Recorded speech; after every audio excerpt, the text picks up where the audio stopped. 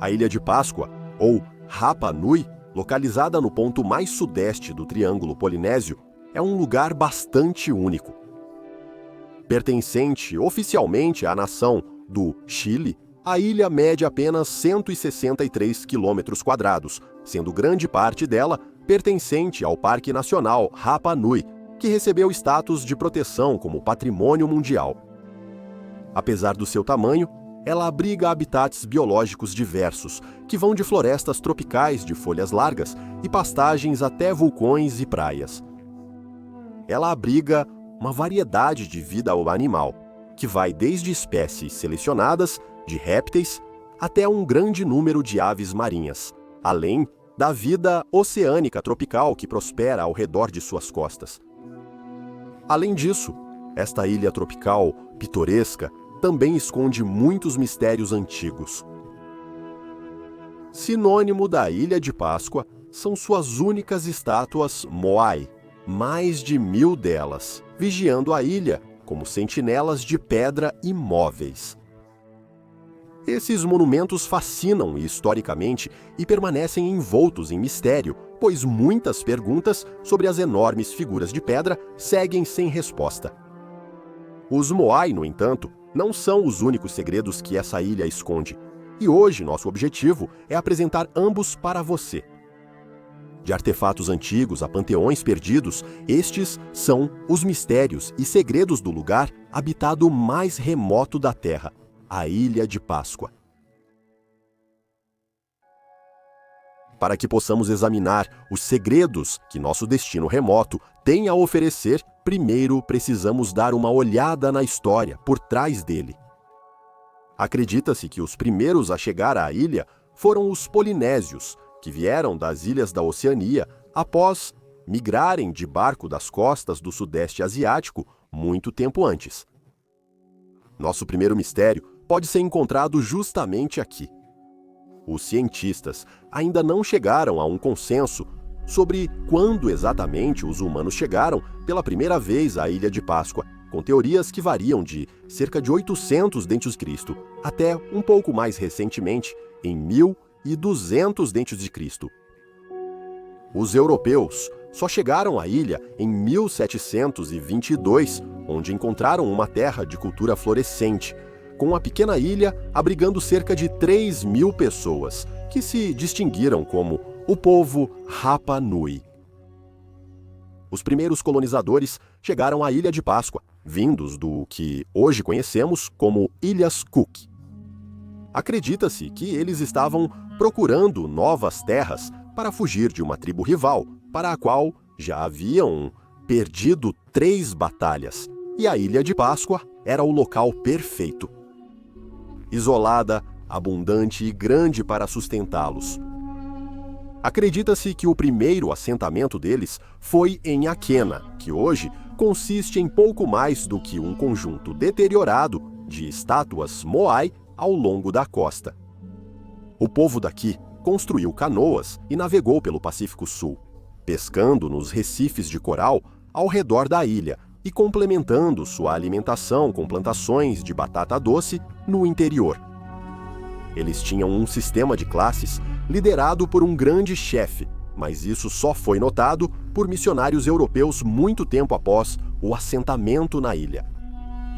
Devido ao fato de que esse povo tinha uma história registrada por escrito muito limitada e todo o seu passado era transmitido por meio de histórias orais, é mais difícil discernir fatos e linhas do tempo, o que leva a muitos dos mistérios que associamos a Rapa Nui hoje em dia.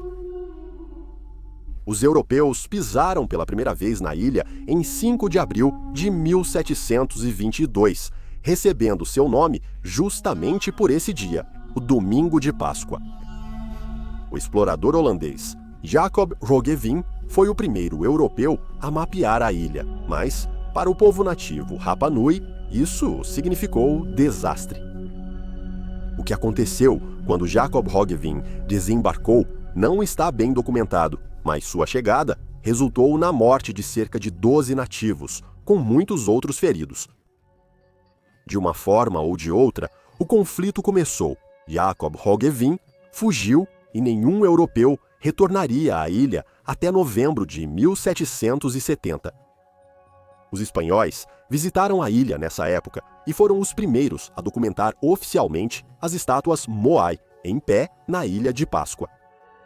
O capitão James Cook chegaria depois em 1774 e encontrou várias estátuas Moai danificadas ou derrubadas, possivelmente pelos exploradores espanhóis anos antes. Cook foi o primeiro a tentar interpretar as estátuas, sugerindo que elas seriam representações de antigos grandes chefes que haviam passado pela história. A partir daqui, a história de Rapa Nui fica mais sombria.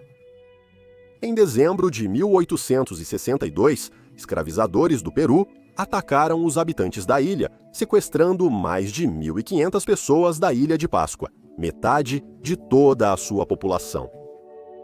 Todas as pessoas que sabiam ler e escrever na escrita nativa rongorongo foram capturadas e perdidas para a história, resultando em mais um mistério. Ninguém consegue traduzi-la para entender a história dos Rapa Nui. Os escravizadores teriam que repatriar seus cativos, mas o dano já estava feito. Com o retorno deles, a varíola chegou à ilha.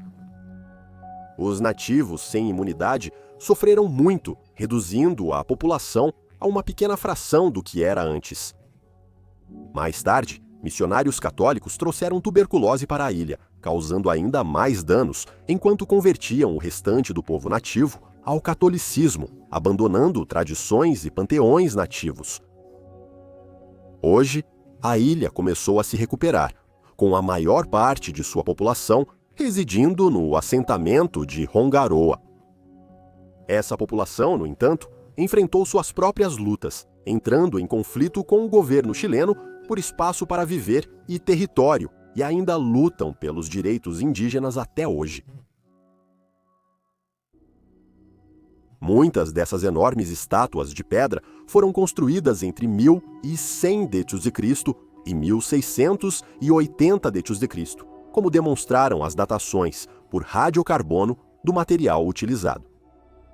Cerca de 1000 ainda estão de pé hoje, com traços marcantes e expressões estoicas. Apesar de serem chamados de cabeças Moai, eles realmente possuem corpos, e às vezes até membros, muitos dos quais estão situados abaixo do solo, com apenas as cabeças expostas hoje, após movimentos do solo ao longo do tempo. Um dos maiores mistérios que cercam sua existência diz respeito exatamente a como eles surgiram e como eles chegaram lá depois de serem construídos. A maioria deles é feita de cinza vulcânica solidificada, obtida das encostas do extinto vulcão Rano Haraku.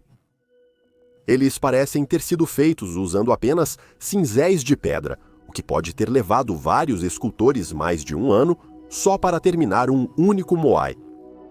Enquanto muitos deles estão de pé hoje, muitos outros foram feitos, mas nunca foram erguidos, permanecendo na pedreira do vulcão enquanto aguardavam sua vez de serem instalados.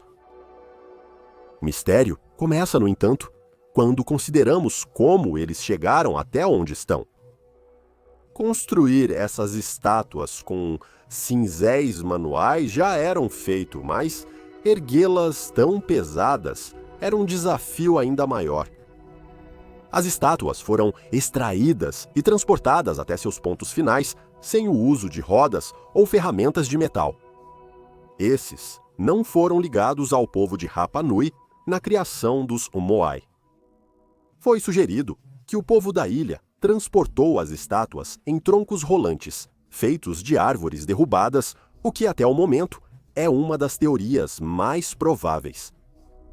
Quando os exploradores europeus chegaram à Ilha de Páscoa, grandes áreas de floresta já haviam sido desmatadas, privando a vida selvagem de locais de nidificação.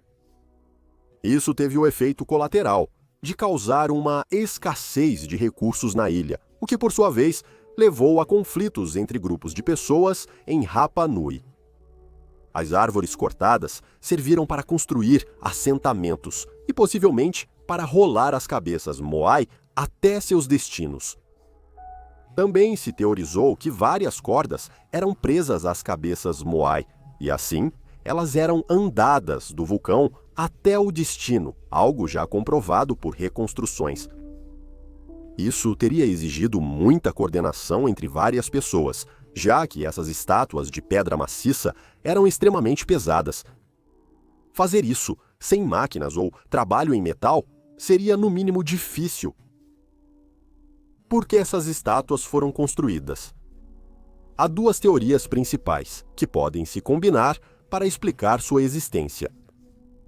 Podem ser estátuas memoriais de líderes ou figuras importantes da sociedade Rapa Nui já falecidas, como sugeriu James Cook em sua primeira visita à ilha.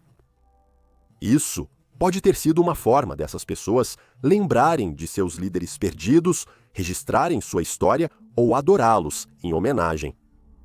Uma sugestão alternativa é que elas podem ter tido um significado religioso, talvez representando figuras mitológicas ou divindades, mas sem um sistema de escrita amplamente traduzido, não podemos saber ao certo.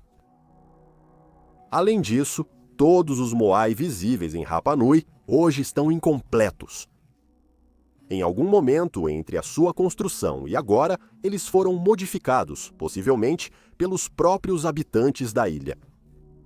Muitas estátuas foram feitas com olhos abertos e grandes chapéus pesados. Hoje, não se encontram olhos em nenhuma estátua Moai, na Ilha de Páscoa, e quase todos os chapéus foram danificados ou removidos.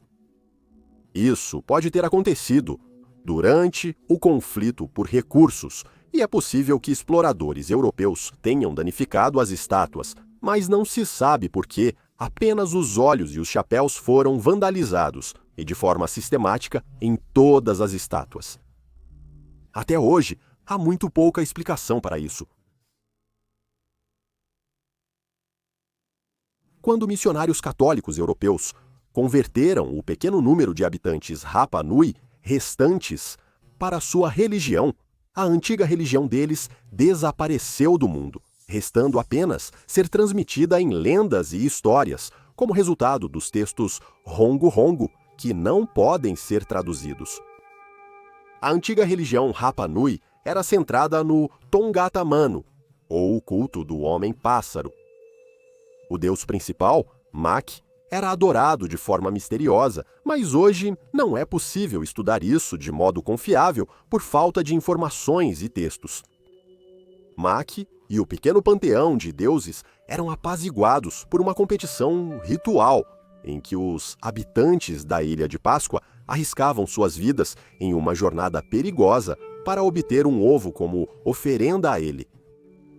Sozinho, isso pode não parecer desafiador, mas, levando em conta as águas infestadas de tubarões, rochas pontiagudas e cumes íngremes, percebe-se como a jornada era perigosa. Os sacerdotes escolhiam anualmente os participantes da corrida mortal, geralmente homens influentes na administração da ilha. Filhos de chefes, conselheiros políticos e guerreiros renomados, por exemplo. Esses homens, por sua vez, indicavam indivíduos conhecidos como Hobos, que competiriam no ritual em seu nome, sendo tanto uma honra quanto um grande risco. Enquanto os cidadãos da Ilha de Páscoa se reuniam para assistir ao ritual, coincidindo com a migração anual e a época de reprodução dos mandriões de cabeça preta nos penhascos de Rapa Nui, o desafio começava. Cada Hopu começava a nadar da Rapa Nui até Motunui, atravessando um trecho de águas profundas e agitadas, repletas de tubarões. O objetivo deles não era a água, mas sim os altos e irregulares penhascos de Motunui, onde estavam os ovos dos mandriões suri. Os Hopus arriscavam a vida para ser os primeiros a pegar um ovo de mandrião no alto dos penhascos, e muitos morriam por ondas, tubarões, quedas ou forças da natureza. O vencedor anunciava seu sucesso do topo dos penhascos de Motunui, enquanto os Hopus que falharam voltavam para Rapa Nui de mãos vazias. O coletor do ovo ficava sozinho no topo dos penhascos, jejuando em homenagem aos deuses. Ele então deveria levar o ovo de volta para Rapa Nui intacto, carregando-o em um cesto amarrado à cabeça. Isso era mais um teste extremo de habilidade. Escalavam penhascos e enfrentavam águas com tubarões, agora carregando uma carga preciosa e religiosa. O homem que enviava o ropo, bem-sucedido, era declarado Tangata Manu do ano, ou Homem-Pássaro, sendo conduzido em procissão, pintado de branco e vermelho, de volta ao assentamento de Onakena. Esse homem era adornado com presentes e cestos de comida, antes de entrar em isolamento por um ano em uma morada cerimonial preparada especialmente para ele. Ele então negligenciava todos os aspectos da vida, exceto comer e dormir, enquanto usava um cocar feito de cabelo humano, deixando seu corpo sem cuidados e sem higiene durante os primeiros 5 meses. Os missionários católicos rapidamente acabaram com a prática quando converteram os habitantes da ilha para sua religião, que ela não é mais praticada em Rapa Nui.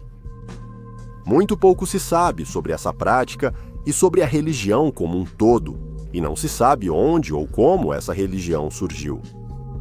Essa prática pode ter relação com os Moai? Se sim, de que forma?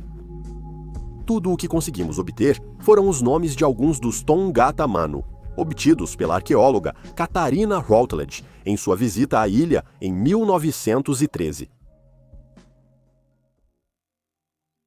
E com isso, exploramos os 2 grandes mistérios da Ilha de Páscoa, os enigmáticos Moai e o agora extinto culto do Homem-Pássaro. Essas práticas são realmente fascinantes e é uma verdadeira pena que não possamos compreender totalmente suas origens. Tudo o que podemos esperar é que textos traduzíveis sejam descobertos em breve, dando aos arqueólogos a chance de descobrir mais sobre essa cultura misteriosa e como ela surgiu.